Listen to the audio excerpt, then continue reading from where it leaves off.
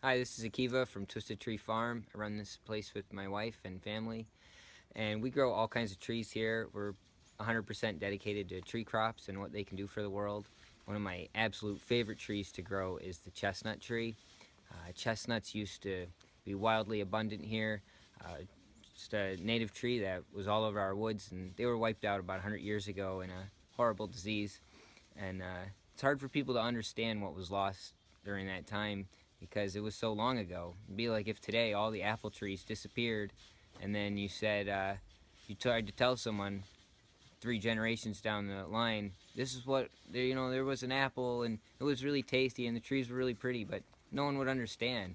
So, but I've heard stories and I got inspired and I met some people that are growing chestnuts, and I've been planting lots of them, and we're gonna head out to a chestnut orchard that was planted about 35-40 years ago, and you'll see what a not so young chestnut tree looks like.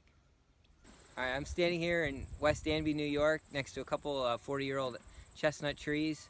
The trees are just starting to drop their nuts. The burrs are splitting open. I don't know if you can see the branches up here. All the nuts are just popping open, and they're falling on the ground, and this is what they look like. These trees are probably my favorite tree to work with. I work with a lot of different trees, but the chestnut has totally captured me.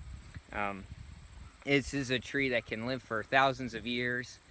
It produces these nuts that they kind of resemble acorns, except they're bigger and they taste really good raw or cooked. There's lots of ways to prepare them. Wildlife value is off the charts, and human food value, ecological value, just unparalleled.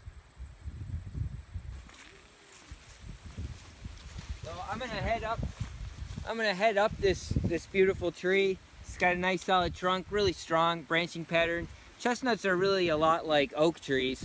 The oldest known chestnut tree is in Sicily. It's over 4,000 years old, so they're pretty sturdy, pretty tough, big old trees.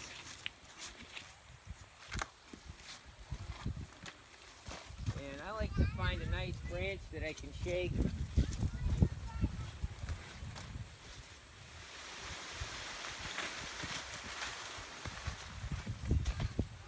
See what else we got.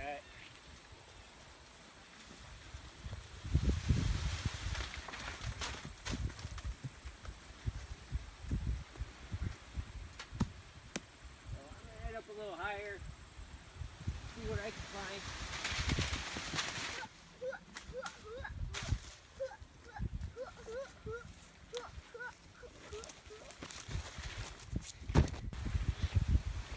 So here's what we got on the ground now, is these beautiful chestnuts. Some of them are still in the burrs. I used to think the burrs were just horrible, but now I really appreciate them as the only truly squirrel-proof nut container. And the nuts don't come out of the burrs till they're ripe. And you just give it a little step with a boot, and then you can just pick up these beautiful chestnuts. So it's pretty great. It's not a tough nut tree to compete with squirrels for because of these amazing burrs, which are really sharp. Yeah, we've gathered close to 200 pounds this year. Some of these trees, like this one, will probably make close to 40 pounds of nuts, which is quite a bit, considering that this is only maybe 1/8 of a pound or less, and each one is very thin shelled. I can bite them right open.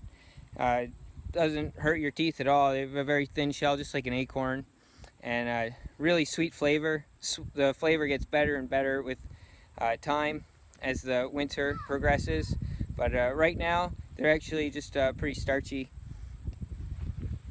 So if I find some nuts that are still in the burr, I just step on it with my boot, and the nuts come right out pretty easily.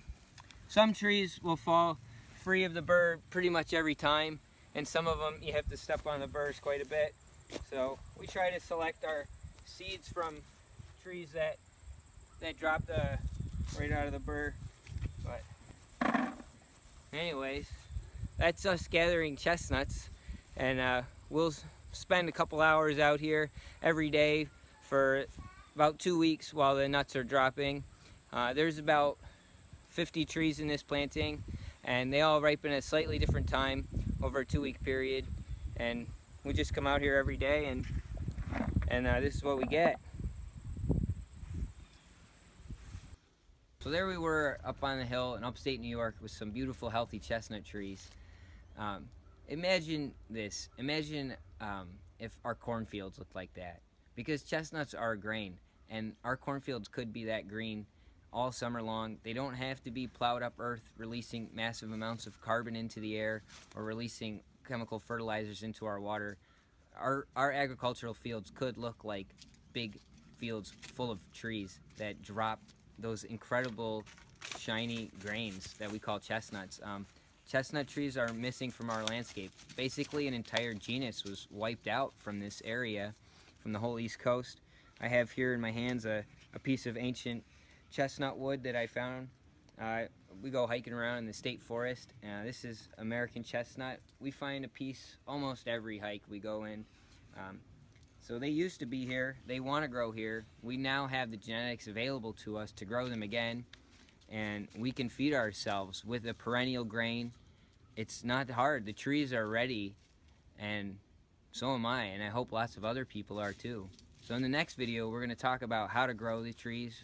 We'll show you the nursery, how we start them, how we get them going, and hopefully it'll help some of you guys get some of these trees back into the ground.